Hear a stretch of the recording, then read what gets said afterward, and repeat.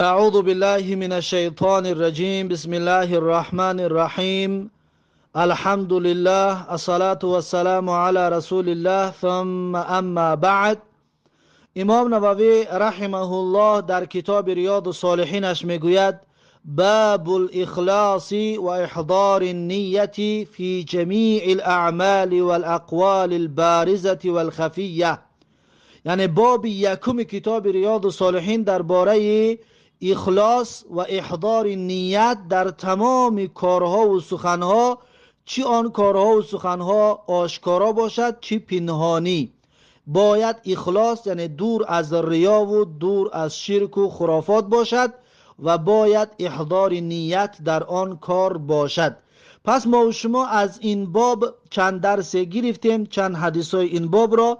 درس امروزه همان از زیر این باب یکم کتاب ریاض الصالحین حدیث نهم می باشد، همچنین نهم حدیث کتاب ریاض الصالحین.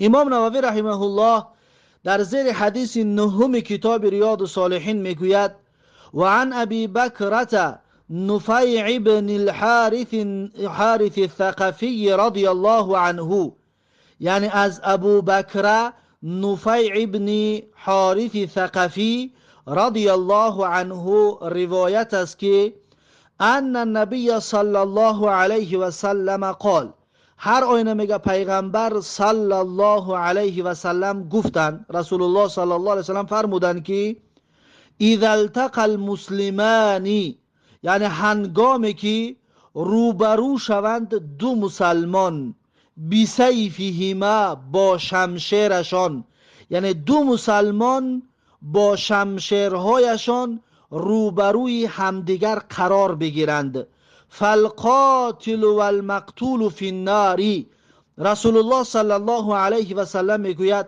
قاتل یعنی کشنده و مقتول و کشته شده فی النار، هر دویشان در آتش دوزخ میباشند. یعنی که دو مسلمان وقتی که با یک بر ضد یکدیگر سلاح میبردارند، وقتی که هر کدامش کشته می شود، چی قاتل باشد چی مقتول باشد، در آتش دوزخ می باشد. پس میگوید قلتو، ابو بکر میگوید که گفتم که یا رسول الله، ای رسول الله، هذا القاتل، خب میگه گفت که ای رسول الله این قاتل است، قاتل معلوم است، یعنی که برادرش رو قتل کرده است، یک مسلمان را در آتش دوزخ می باشد. فما بال المقتولی، پس مقتول چی؟ مقتول چی گناه کردگی است؟ یعنی هم بیچاره را قتلش کردن با هم در آتش دوزخ می سوزد. قال، رسول الله صلی الله علیه و سلم فرمودند که انه کان حریصا علی قتل صاحبه، رسول الله گفتن هر آینه وی یعنی همون مقتول کان حریصا یعنی حریص بود، بسیار بگم در حالت شوق و رغبت داشت علی قتل صاحبه، برای به قتل رساندن رقیبش، میخواست رقیبش به قتل برساند، اما به قتل رسانده که نتوانست رقیبش او را به قتل رسانید، از این حساب هر دویشان در آتش دوزخ می باشد. این حدیث متفق علیه می باشد که امام بخاری این حدیث روایت میکنه در زیر حدیث 31، در زیر رقم 31 در صحیح بخاری، و امام مسلم هم این حدیث را روایت میکنه در زیر رقم 7252، و امام احمد هم این حدیث را در مسندش میارد در زیر رقم 20439. در زیر در توضیح این حدیث میگوید که واللفظ للبخاری، یعنی لفظ بخاری هست.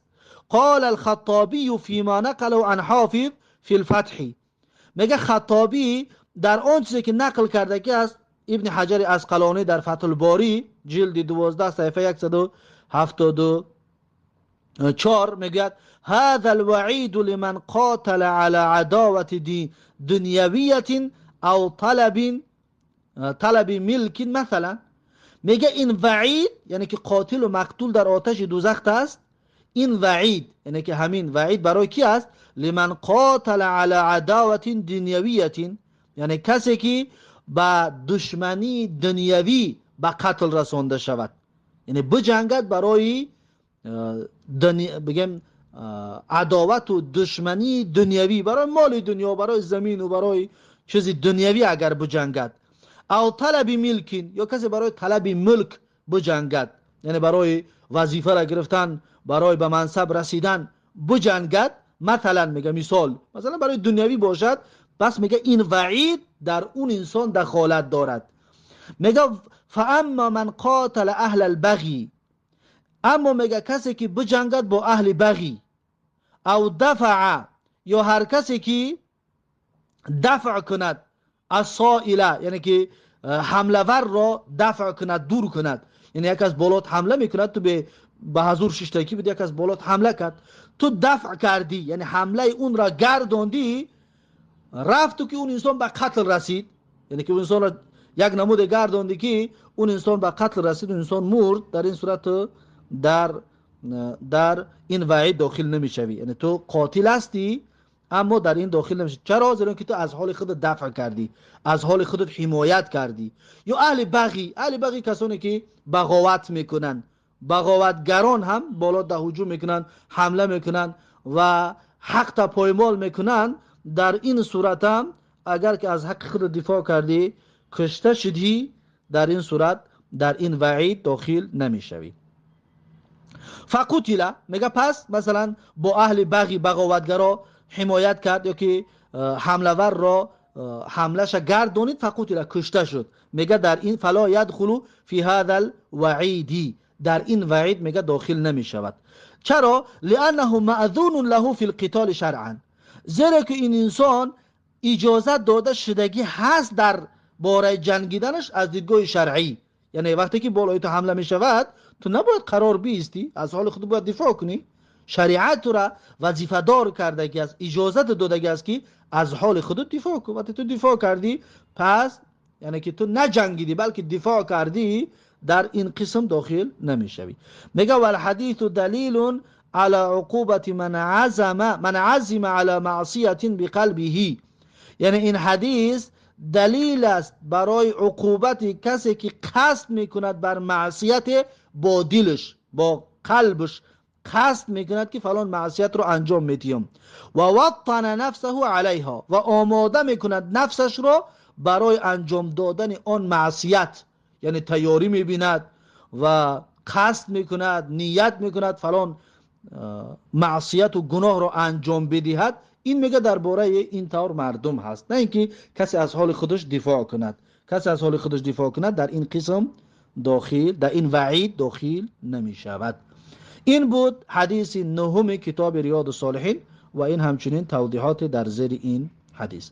با همین حدیث نهم کتاب ریاض الصالحین به آخر رسید. بعد از این امام نووی رحمه الله حدیث دهم از باب اخلاص را و همچنین حدیث دهم از کتاب ریاض الصالحین را آورده میگوید و عن ابی هریره رضی الله عنه قال، یعنی از ابو هریره رضی الله عنه روایت است که گفت قال رسول الله صلی الله علیه و سلم، میگه رسول الله صلی الله علیه و سلم فرمودند که صلات الرجل فی جماعت، یعنی نماز شخص، میگه در جماعت، نماز هر یک شخص مسلمان در جماعت، تزید علی صلاته فی بیته، یعنی که برتری دارد بر نمازش که در خانهش میخواند، و صلاته فی سوقه، یا نمازش رو که در بازارش میخواند، در بازارگاه میخواند، بضعا و 20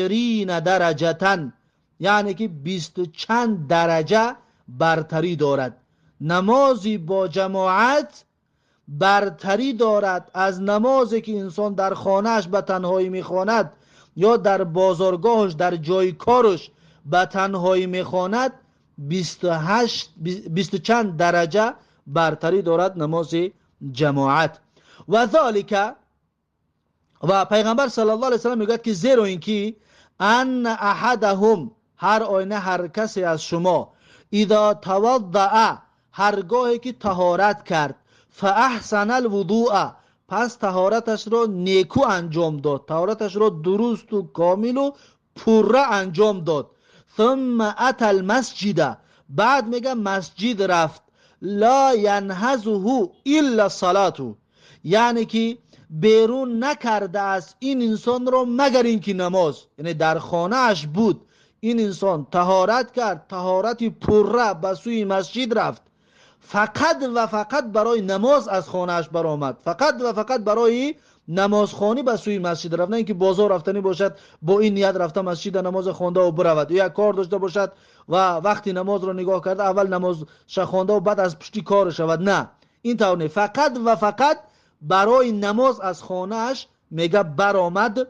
لا یرید الا صلاته، این انسان نمیخواهد به جز نماز، فقط مقصد و مرامش نماز بود.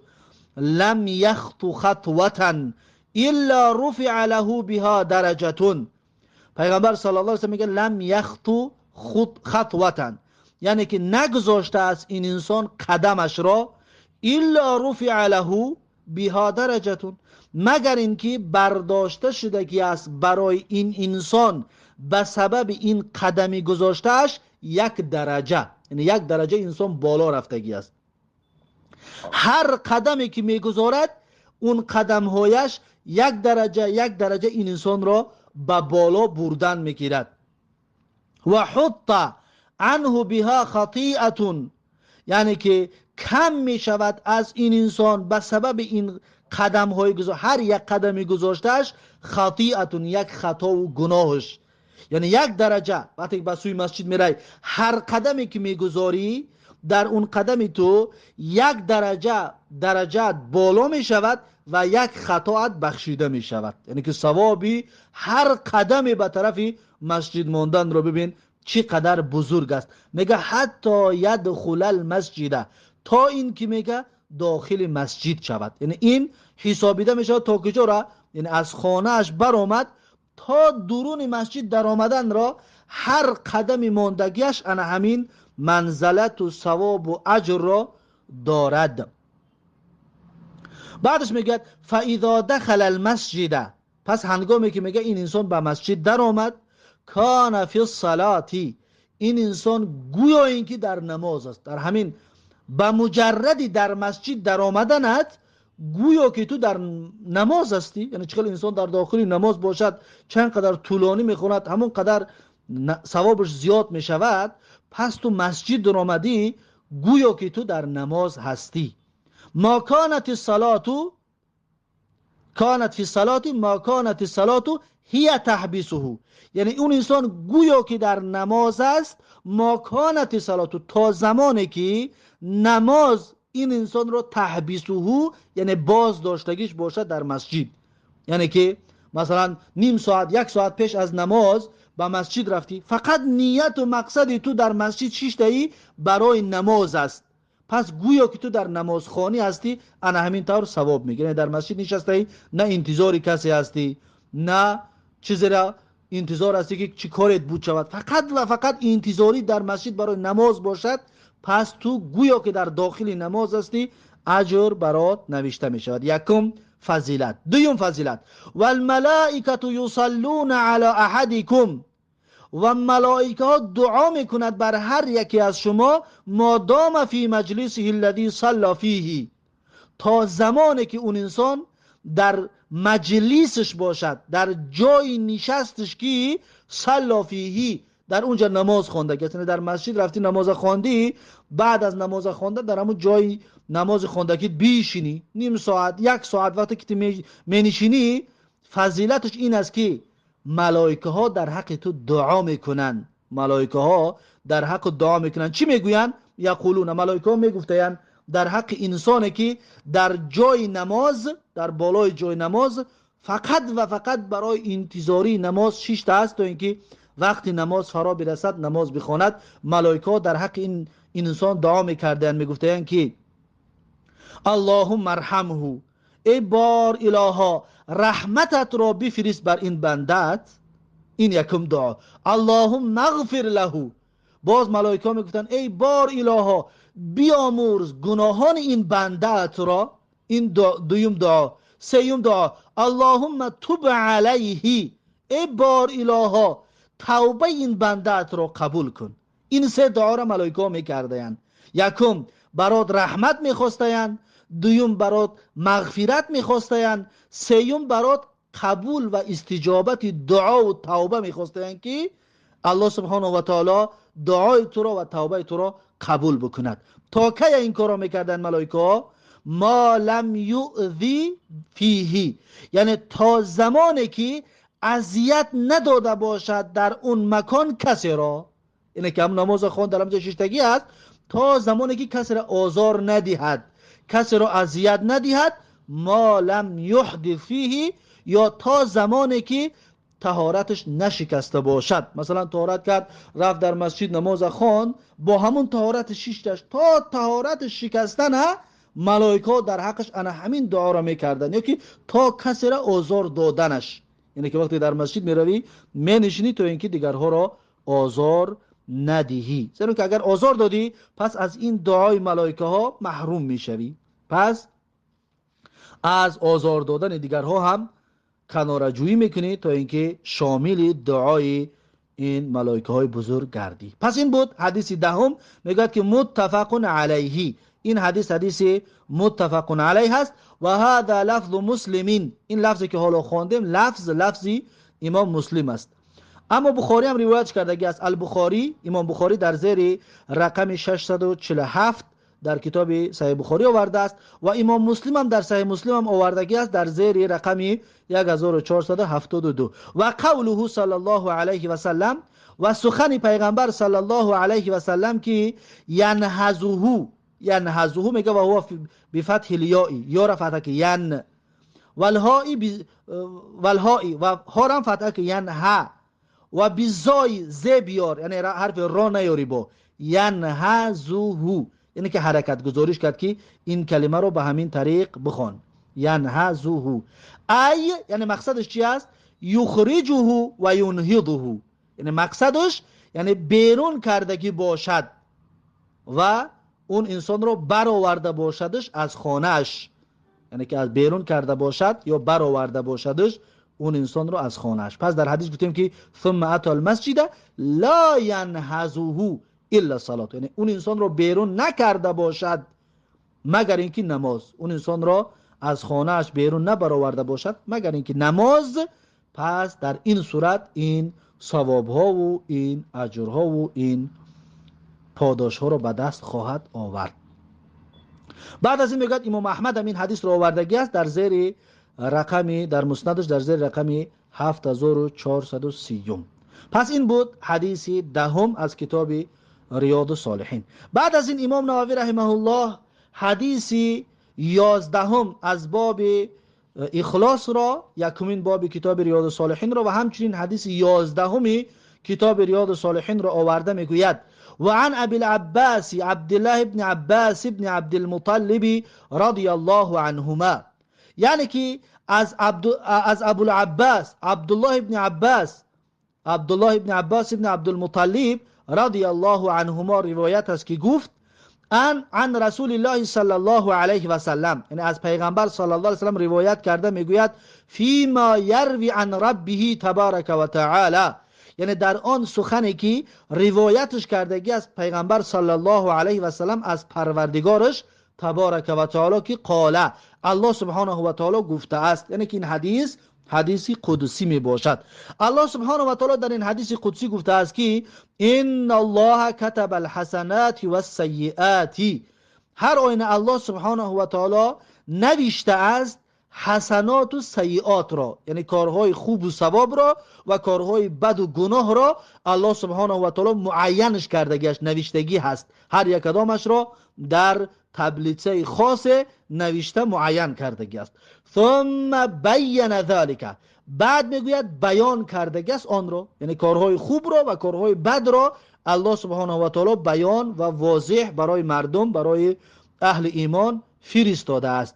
فمن هم بحسنتین، پیغمبر الله جل جلاله میگوید، زیرا که این حدیث قدسی که هست، الله سبحانه و تعالی میگوید فمن هم بحسنتین، یعنی هر کسی که قصد و نیت نیکی بکند، قصد بکند که یک کار خیر را انجام میدهم، فلم یعملها، پس اون یک کار خیر را اگر انجام نداده باشد، انجام دادن نتواند با عذر، كتبها الله تبارك وتعالى عنده حسنة کاملة، یعنی می نویسد، ثبت می کند الله سبحانه و تعالی در نزد خودش یک حسنه پره به سبب ان همون نیتی که داشت یک کاری خیر میکنم، اگر که با یگان عذر اون کار رو انجام دادن نتوانسته باشد هم الله سبحانه و تعالی در نامه اعمال اون انسان عملی، یعنی که یک پاداشی پره و کامل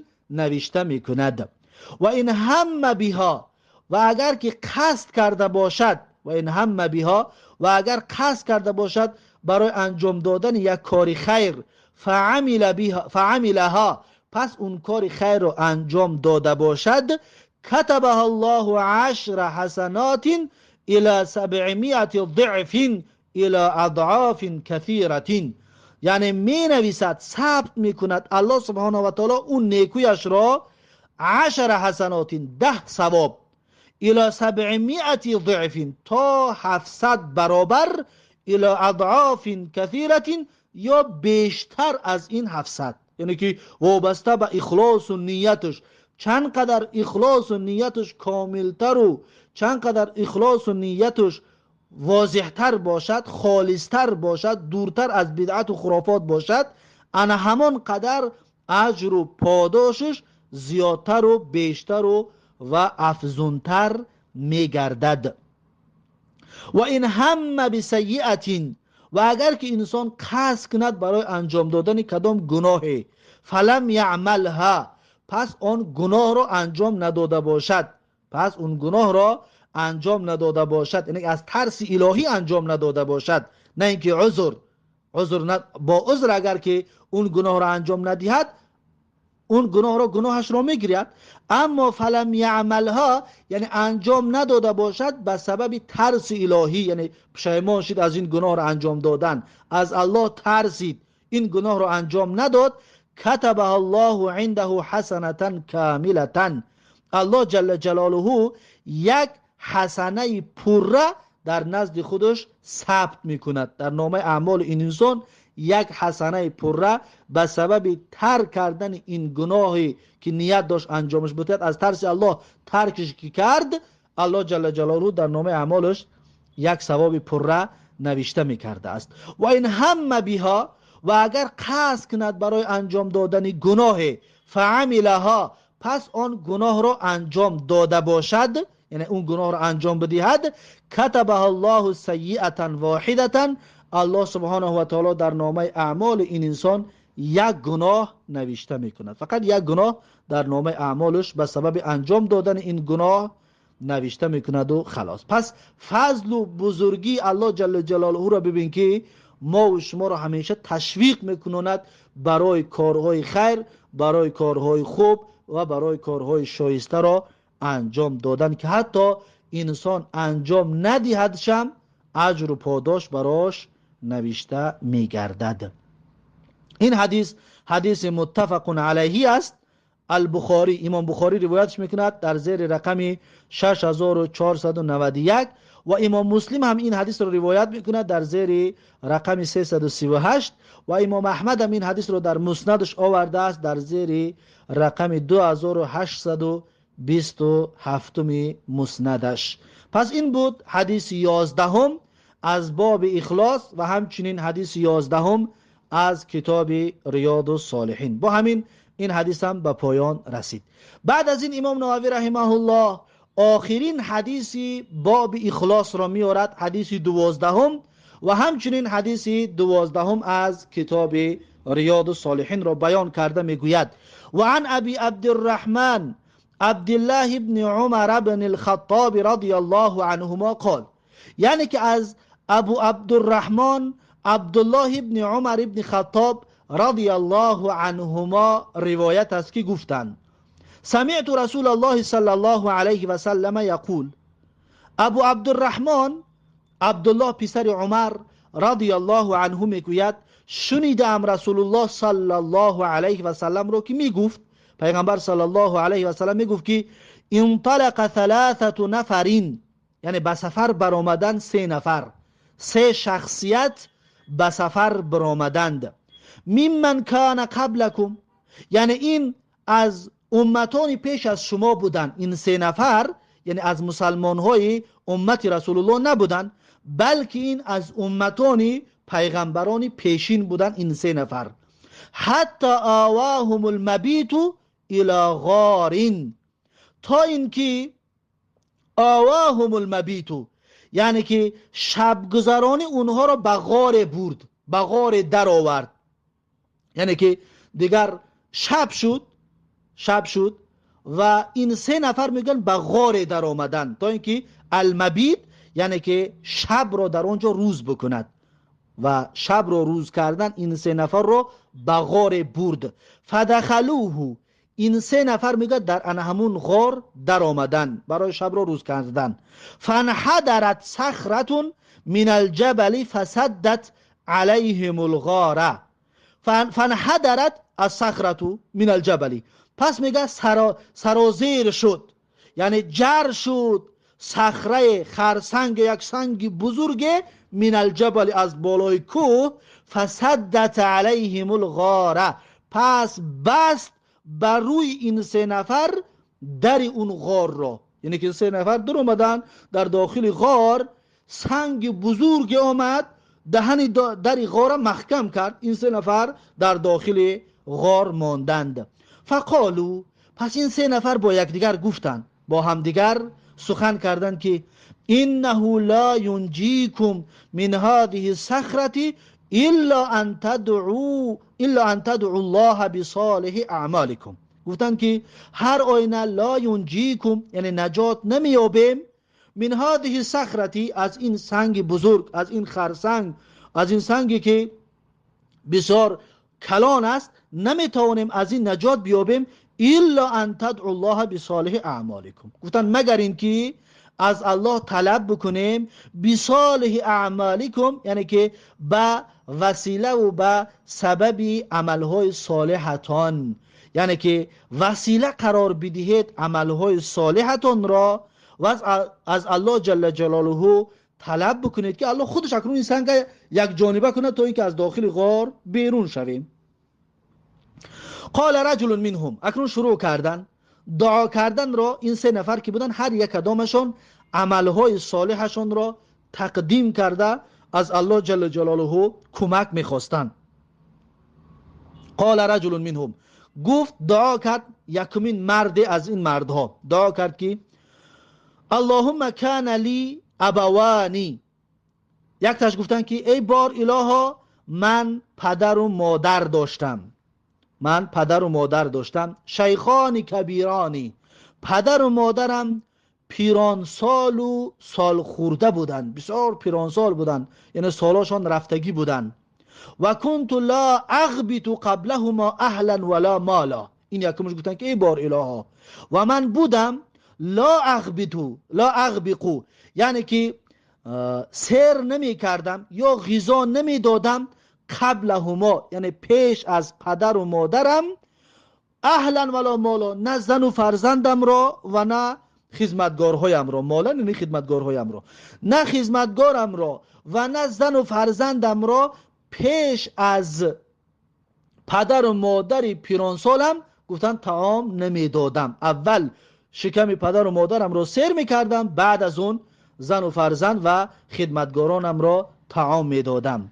فنأ بی طلب الشجر یوما. اکنون قصه بیان میکند، میگوید که فنأ بی، پس میگوید دور کرد مرا روزه مرا برد، میگه طلب الشجری یعنی که در جستجوی چراگاه بودم. روز از روزها میگه دور کرد مرا طلب جستجوی چراگاه. فلم اریح علیهما یعنی پس نتوانستم که بازگردم بر وقت نزدی پدر و مادرم. پدر و مادری پیری که داشتم میگه که به سبب مالهایم را دور چراندنی بردم، مسافه دور که بود نتوانستم که بر وقت به خانه برگردم. حتی نام، مگر اینکه خواب کردن. پدر و مادرم رو میگه تا وقتی که من بازگشتم پدر و مادرم خواب کردن. فحلبت لهما غبوقهما، پس میگه جوشیدم برای پدر و مادرم غبوقهما یعنی که شیری که در بیگه مینوشی ایرا غبوق میگن، شیری که در سحر مینوشی ایرا سبوع میگن و شیری که در بیگاه مینوشیدگی را غبوق میگن. پس میگن که جوشیدم شیر بیگاه میخوردگی پدر و مادرم را جوشیده آماده کردم. فوجدتهما نائمینی، پس آمدم دیدم میگد که هر دویشان خواب هستند، پدر و مادرم خواب هستند. فکرهت ان اوقظهما و ان اغبق قبلهما اهلا و مالا. میگه فکرهتو، پس ناپسند شد برام، یعنی که نپسندیدم که خوشم نیامد که ان اوقظهما، یعنی بیدار کنم پدر و مادرم را، و ان اغبق قبلهما اهلا او مالا، یا غذا بدهم سیر کنم پیش از پدر و مادرم زن و فرزندم را یا مالم را، یعنی که خدمتگارهایم را، یعنی که اینها را سیر کردن پیش از پدر و مادر، اینکه برام خوش نه آمد. میگه نه بیدارشون کردم، نه اینها را شکمشون سیر کردم. فلبیثتو، پس میگه منتظر ماندم، یعنی شیر در دست میگه منتظر ماندم. والقدح علی یدی، در حالی که میگه ظرف، اون ظرف شیر میگه در دستم بود، میگه من منتظر ماندم. انتظروا استيقاظهما حتی برق الفجر، یعنی انتظار می شدم خیستن پدر و مادرم را حتی برق الفجر، تا اینکه میگه صبح دمید، یعنی که تا همین اندازه تا صبح دمیدن این انسان میگه شیر در دستم، انتظار خیستن پدر و مادرم بودم. و سبیتو یتضایقون عند قدمی، میگه کودکان میگه یتضاغون عند قدمی، یعنی که داد و فریاد و بیقراری میکردن در نزدم، در پیش پایهایم، یعنی که از گشنگی و اینو طلب میکردم فرزندانم، کودکان میدم که برامون شیر بده، اما میگه من انتظار خیستن پدر و مادرم بودم. فاستيقظا، پس وقتی صبح که دمید میگه فاستيقظا، پدر و مادرم خیستن. فشربا غبوقهما، پس نوشیدن پدر و مادرم شیری در شب میخوردگیشون را. اللهم، اکنون قصه را بیان کرد، یعنی همین کار کرده است این مرد. اکنون میگوید که اللهم ان كنت فعلت ذلك ابتغاء وجهك، گفت ای بار الها، اگر که من این کار را به خاطر رازگی خودت کردگی باشم، این کاری من به خاطر رازگی خودت باشد، ففرج عنا ما نحن فیه من هذه الصخره، پس گفت ای الله نجات بده ما را از آن که ما گرفتار شدگی هستیم به آن، من هذه الصخره، که به این سنگ بزرگ، به این خرسنگ ما دوچار شدیم که برآمده نمیتونیم. ای بار الها ما را نجات بده اگر که این کاری من به خاطر خوشنودی و رازگی خودت باشد.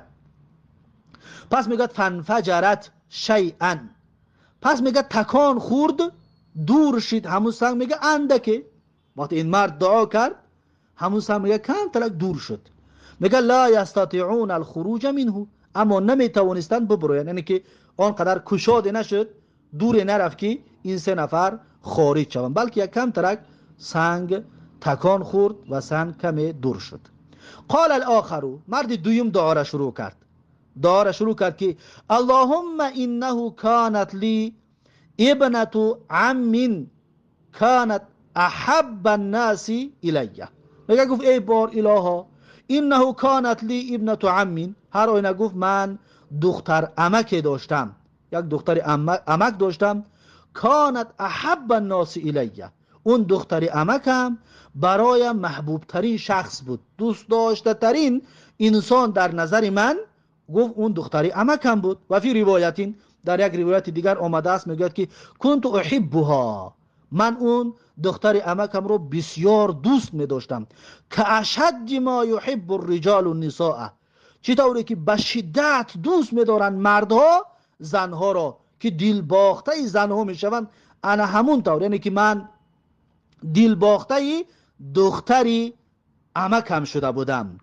فاردتها علی نفسها، پس میگه من خواسته بودم وی را برای همخوابگی، یعنی من از اون همخوابگی میخواستم، یعنی با اون همخوابه شدن میخواستم. فامتنعت منی، میگه اون دختر عمکم فامتنعت منی، یعنی قبول نکرد از من، امتناع ورزید، دوری جست از من و همخوابگی را از من قبول نکرد.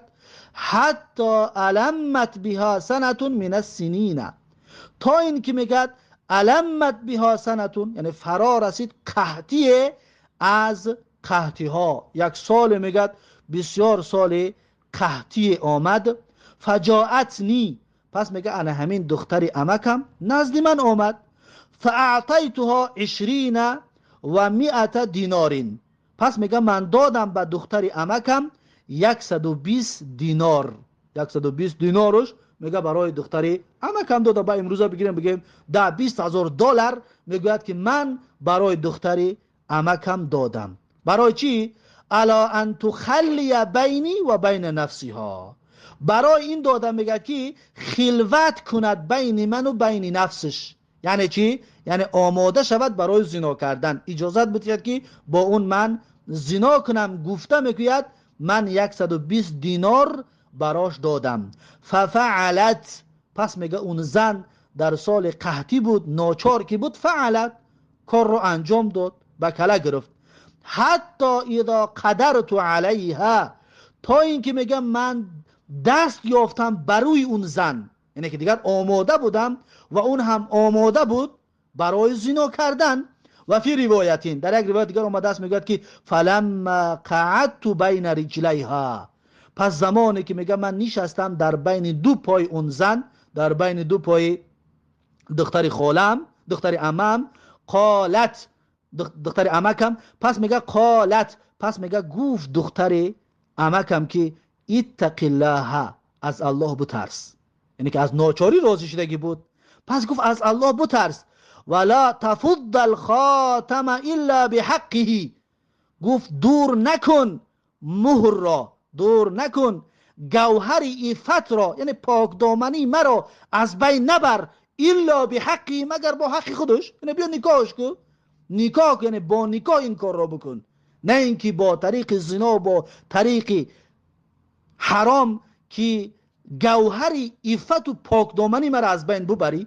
اون زن میگه براش این گپ رو گفت، وقتی گفت میگه فانصرفت عنها، پس میگه من منصرف شدم، روی گرداندم از زنا کردن با اون دختر عمکم. و هی احب الناس الی، میگه ای الله، اکنون دعا کرده ای الله، در حالی که این دختر عمکم محبوب ترین شخص برای من بود، یعنی محبوب ترین شخص برایم بود، با وجود این وقتی این سخن را که شنیدم میگوید من روی گرداندم از زنا کردن و دور شدم از زنا کردن. فافرج عنا ما نحن احب الناس الیه و ترکتو، میگه این مرد میگه که و ترکتو، یعنی گذاشتم، میگه اون زن را، و ترکتو الذهب الذی اعطیتها، یعنی گذاشتم، میگه طلای را که میگه من براش داده بودم، یعنی که 120 دینار طلایی که میگه من برای اون دختر عمکم برای زنا کردن داده بودم، میگه اون رو میگه من براش گذاشتم، یعنی از دستش دیگر نگرفتم. اللهم، اکنون بعد از این قصه را بیان کردن، اکنون میگه که اللهم ان كنت فعلت ذلك ابتغاء وجهك، ای بار الها، اگر که من این کار را به خاطر راضیگی خودت کرده باشم، یعنی که این ترک زنا کردن، این 120 دینار دادن، همه اینها اگر به خاطر راضیگی خودت باشد، فافرج عنا ما نحن فیه، یعنی که نجات بده ما را از آن چیزی که ما با آن گرفتار شدگی هستیم. فانفجرت الصخره، پس میگه باز سنگ کمی تکان خورد و آن سنگ باز کم تره که دیگر میگه دور شد. غیر انهم لا یستطيعون الخروج منها، مگر اینکه میگه اونها برآمدن نمیتوانستند از اون غار، یعنی در داخل غار سنگ کمی تکان خورد و اما باز حالا هم برآمده نمیتوانند. بعد از این میگوید و قال الثالث، و دعا کرد اون مردی سیوم، اینا 3 نفر که بودن، سیومش دعا کرد، گفت که اللهم استاجرت اجراء، ای بار الها، من کرایه کردم مزدوران را، کرایه‌گران را، مردکاران را میگوید ای بار الها من به مردیکاری قبول کردم، کرایه کردم. و اعطیتهم اجرهم، و دادم برایشان مزدشان را، مزد کارشان را دادم. غیر رجل واحد، مگر یک تای از اونها را. یعنی که هر وقتی که کرایه میکرد چند مردیکار را، میگه که من دادم براشان مزد کارشان را، مگر اینکه از بین اونها یک تای اونها دا مزد کارش را نداده بودم. ترک الذی له و ذهب، یعنی گذاشت مال مزدی که به حقش بود میگه و رفت، یعنی مزدش رو نگرفته، یکی از اونها میگه از نزد من بر رفت. فثمرت اجره، پس من به کار انداختم، یعنی که به تجارت گذاشتم یا که در تجارت گذاشتم. اجره یعنی که کرایه اون رو، مزد اون، همون یک انسانی که رفته بود مزدش رو میگه من به کار انداختم و در تجارت گذاشتم. حتی کثرت منه الاموال، انا همین یک آدم همون کرایه اش میگه کثرت اموال، یعنی که مالهای بسیار را آورد، ثروت زیاد شد میگه. فجاءنی بعد حین، پس میگه صاحب حق میگه بعد از زمان آمد. فقال، پس آمد میگه گفت که یا عبداللهی، گفت ای بنده خدا، ادی الی اجری، یعنی برای من همون سالی که کار کرده بودم مزد کاریم رو بده، مزد کاریم رو ادا کن.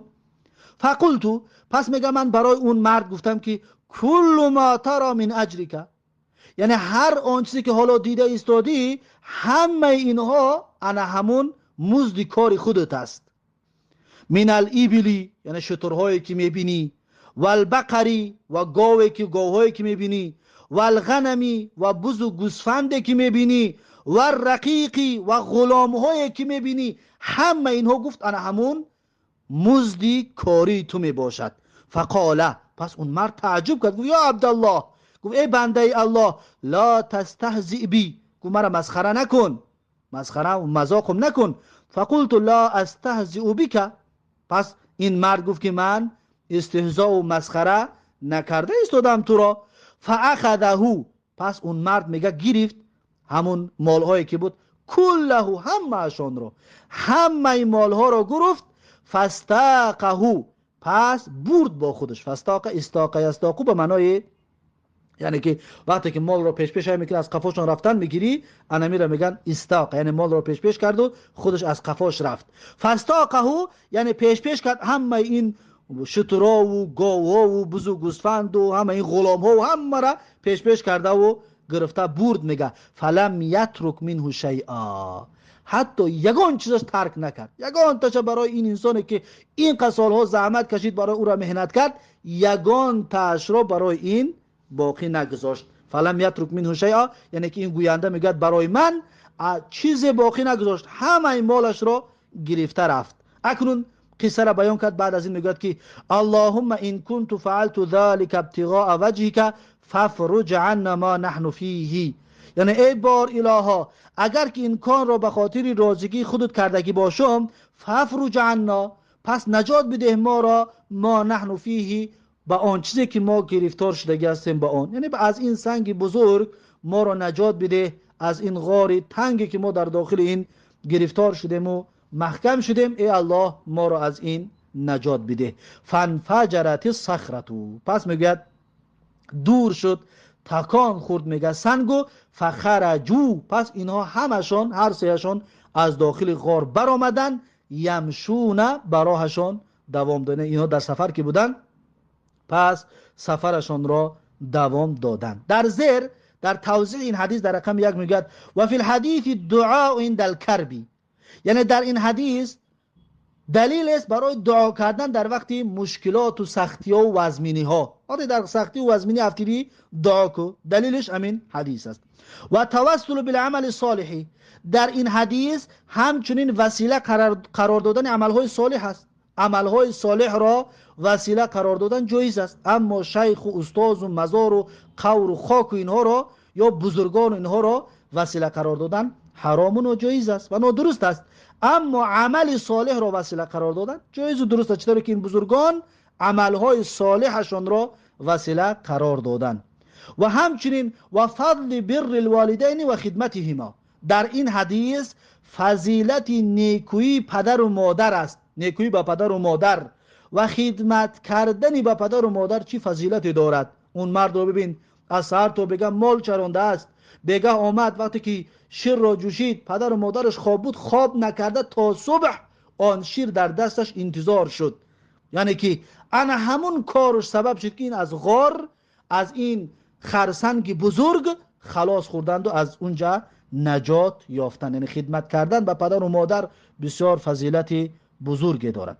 و ایثارهما علی من سواهما من الولد و الزوجتی، یعنی بالاتر دانستن پدر و مادر از غیر پدر و مادر، از مثلا فرزند، از زن. یعنی پدر و مادر باید از زن بالا باشد، از فرزند بالا باشد، از اینها باید بالا باشد. ایثارهما یعنی که برتری دادن، فضل دادن و بالا دانستن پدر و مادر از زن و از فرزند. و فضل العفت و مخالفت الهوا، در این حدیث همچنین فضیلتی پاکدامنی و شکستنی مخالفت هوا است. یعنی هوا و هوس رو شکستن. یعنی اون مرد رو ببین پاکدامنیش را وقتی که با دوست داشته ترین دختر میخواست که زنا بکند، اما از پاکدامنی و مخالفت هوا و هوسش را کرد، انا همون کارش سبب شد که از غار نجات بیابد. و فضل سماحتی فی المعاملتی و اداء الامانتی، و همچنین در این حدیث فضیلت سماحت است. یعنی آسانگیری کردن در معامله و در ادا کردن امانات. یعنی انسان باید امانت رو خوب ادا بکند و در معامله باید انسان خوش رفتار باشد. در این حدیث همچنین فضیلت این را بیان کرده، چطوری که اون مرد سیوم اون کرایه و اون مردیکاری آوردگیش را، حقش را گرفت، در تجارت گذاشت، چقدر مال و ملک و ثروت انجام شد بگم به دست آورد از امانت اون انسان. وقتی که صاحب امانت آمد تمام اون مالها را برای اون داد، یعنی که فضیلت داشت. پس این سبب شد که این انسان هم از اون غار نجات بیابد. و اثبات کرامات الاولیاء، در این حدیث همچنین اثبات کرامات اولیاء است که چطوری که دیدیم این سه بزرگوار را کراماتشان را که الله سبحانه و تعالی به سبب دعایشان اون سنگ بزرگ را تکان داد و یک جانبه کرد و دور کرد که این سه نفر از داخل اون غار نجات بیابند. پس در این حدیث این فواید و این فایده ها نهفته و در زیر این حدیث می باشد. پس این بود آخرین حدیثی باب اخلاص و 12ام حدیث کتاب ریاض الصالحین. حدیث متفق علیه است. امام بخاری این حدیث رو روایت کردگی است در زیر رقم 2215 و امام مسلم هم این حدیث را روایت کردگی است در زیر رقم 6949 و امام احمد هم این حدیث را روایت میکند در زیر رقم 12454 در مسندش. پس با همین حدیث 12 با این حدیث باب اخلاص و احضار نیه، یکمین باب کتاب ریاض الصالحین به آخر رسید. بعد از این امام نووی رحمه الله باب دوم را میارد از کتاب ریاض الصالحین، باب توبتی، یعنی باب در مسئله توبه کردن. این دومین باب کتاب ریاض الصالحین هست. ان شاء الله این باب را، دومین باب را، باب توبه را درس آینده خواهیم گرفت. پس درس امروزه را در همین جا به پایان میرسانم تا درس آینده. الله حافظ و مددگار. بارک الله فیکم و جزاکم الله خیرا و السلام علیکم و رحمت الله و برکاته.